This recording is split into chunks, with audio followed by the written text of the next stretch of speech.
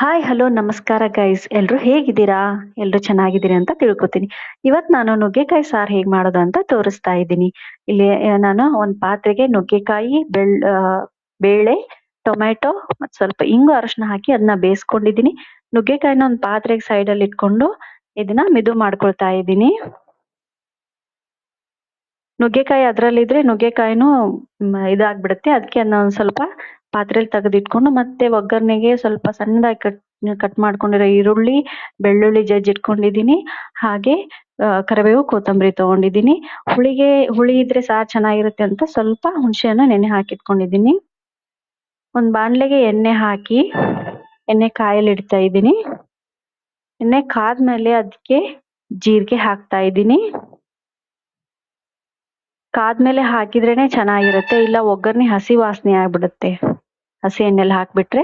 ಮತ್ತೆ ಜೀರಿಗೆನೂ ಸೇರಿಸ್ಕೊಳ್ತಾ ಇದ್ದೀನಿ. ಸ್ವಲ್ಪ ಹಿಂಗ್ ಹಾಕೊಳ್ತಾ ಇದ್ದೀನಿ. ನಂತರ ಜಜ್ಜಿಟ್ಕೊಂಡಿರೋಂತ ಬೆಳ್ಳುಳ್ಳಿ, ಕಟ್ ಮಾಡ್ಕೊಂಡಿರೋಂತ ಕರಿಬೇವು ಮತ್ತೆ ಈರುಳ್ಳಿ ಸೇರಿಸ್ಕೊಳ್ತಾ ಇದ್ದೀನಿ. ಇದೆಲ್ಲ ಚೆನ್ನಾಗಿ ಎಣ್ಣೆಲಿ ಬೇಯಬೇಕು, ಅಂದ್ರೇನೆ ಒಗ್ಗರಣೆ ಚೆನ್ನಾಗಿರುತ್ತೆ. ನೀವು ಎಷ್ಟು ಒಗ್ಗರಣೆ ಚೆನ್ನಾಗಿ ಹಾಕ್ತಿರಿ ಅಷ್ಟು ಸಾರು ಚೆನ್ನಾಗಿ ಬರುತ್ತೆ, ಯಾವುದೇ ಸಾರಾಗ್ಲಿ. ಆಮೇಲೆ ಇದು ಮನೇಲೆ ಮಾಡಿರೋಂತ ಗರಂ ಮಸಾಲ, ಕೊತ್ತಂಬರಿ ಕಾಳು, ಏಲಕ್ಕಿ, ಲವಂಗ, ಚಕ್ಕೆ, ಜೀರಿಗೆ ಇದೆಲ್ಲ ಸೇರಿಸಿ ಮನೇಲೆ ಮಾಡಿರುವಂತ ಗರಂ ಮಸಾಲ ಅದು. ಅದನ್ನ ಎಣ್ಣೆಲೆ ಹಾಕ್ತಾ ಇದ್ದೀನಿ. ಎಣ್ಣೆಲಿ ಹಾಕೋದ್ರಿಂದ ಯಾವ್ದು ಹಸಿ ವಾಸನೆ ಬರೋದಿಲ್ಲ. ಈಗ ಇದು ಚೆನ್ನಾಗಿ ಬೆಂದಿದೆ. ಈ ಒಗ್ಗರಣೆನ ಬೇಳೆಗೆ ಹಾಕೋತಾ ಇದ್ದೀನಿ. ಕುದಿಸಿಟ್ಕೊಂಡಿರೋಂತ ಬೇಳೆಗೆ ಹಾಕೊಂಡು ಈಗ ಮತ್ತೆ ಬೇಳೆನ ಕುದಿಸ್ತಾ ಇದ್ದೀನಿ. ಇದು ಥಿಕ್ ಆಗಿರೋದ್ರಿಂದ ಅದಕ್ಕೆ ನೀರ್ ಸೇರಿಸ್ಕೊಳ್ತಾ ಇದ್ದೀನಿ. ನುಗ್ಗೆಕಾಯಿ ಎಲ್ಲರಿಗೂ ಇಷ್ಟ ಆಗುತ್ತೆ ಅನ್ಕೊಳ್ತೀನಿ. ಇವಾಗಂತೂ ನುಗ್ಗೆಕಾಯಿದು ಪ್ರಭಾವನೆ ಜಾಸ್ತಿ ಆಗ್ಬಿಟ್ಟಿದೆ. ಅದ್ರಲ್ಲಿ ಎಲ್ಲ ನ್ಯೂಟ್ರಿಯೆಂಟ್ಸು, ಐರನ್ ಎಲ್ಲ ಜಾಸ್ತಿನೇ ಇರೋದ್ರಿಂದ ನುಗ್ಗೆಕಾಯಿ ಯೂಸ್ ಮಾಡೋದು ತುಂಬಾ ಉತ್ತಮ. ಮತ್ತೆ ಇದಕ್ಕೆ ಖಾರದ ಪುಡಿ, ಮನೇಲೆ ಮಾಡಿರೋಂತ ಮಸಾಲೆ ಖಾರದ ಪುಡಿ ಹಾಕೊಳ್ತಾ ಇದ್ದೀನಿ.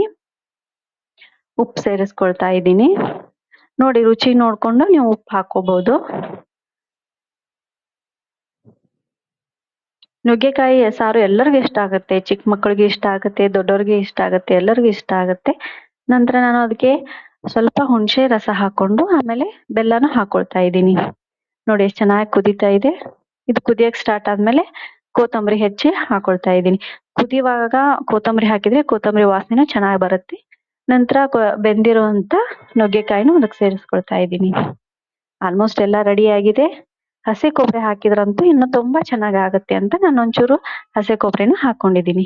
ನೋಡಿ, ನುಗ್ಗೆಕಾಯಿ ಸಾರು ರೆಡಿ ಆಯ್ತು. Thank you.